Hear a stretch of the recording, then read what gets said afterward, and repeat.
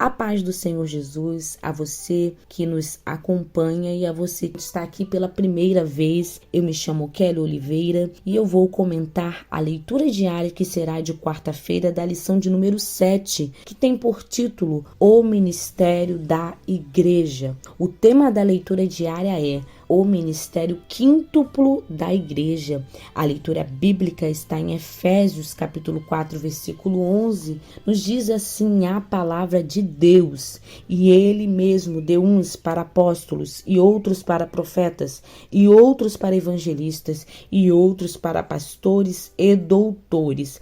O ministério composto por apóstolos, profetas, evangelistas, pastores e mestres representa um presente celestial concedido à igreja para seu constante crescimento, fortalecimento e edificação. Examinaremos mais de perto o ministério quíntuplo, que são apóstolos, profetas, evangelistas, pastores e mestres. Número 1, apóstolos. A palavra apóstolo vem da palavra grega apóstolos, que significa aquele que é enviado. O apóstolo é uma pessoa enviada por Deus para estabelecer novas igrejas, levar o evangelho a novos territórios e estabelecer os alicerces para o trabalho do ministério.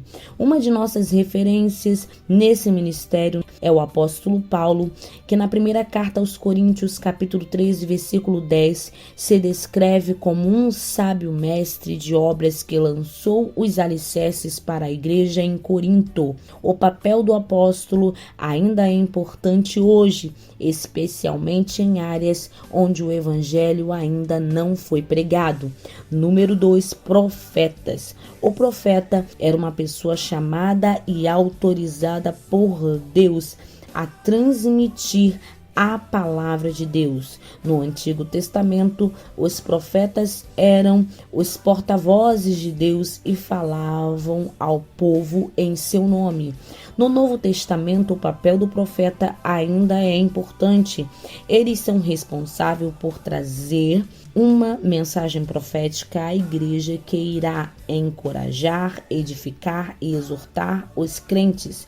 Em 1 Coríntios, capítulo 14, versículo 3, Paulo diz que aquele que profetiza fala aos homens para sua edificação, exortação e conforto.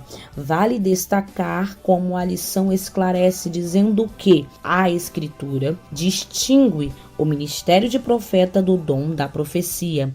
Assim, somente alguns eram chamados para ser profetas, enquanto todos poderiam exercer o dom da profecia. 1 Coríntios capítulo 14, versículo 5 e 31. 3. Evangelistas. A palavra evangelista vem da palavra grega eugelistes, que significa portador de boas novas. O evangelista é uma pessoa que compartilha o evangelho com os incrédulos.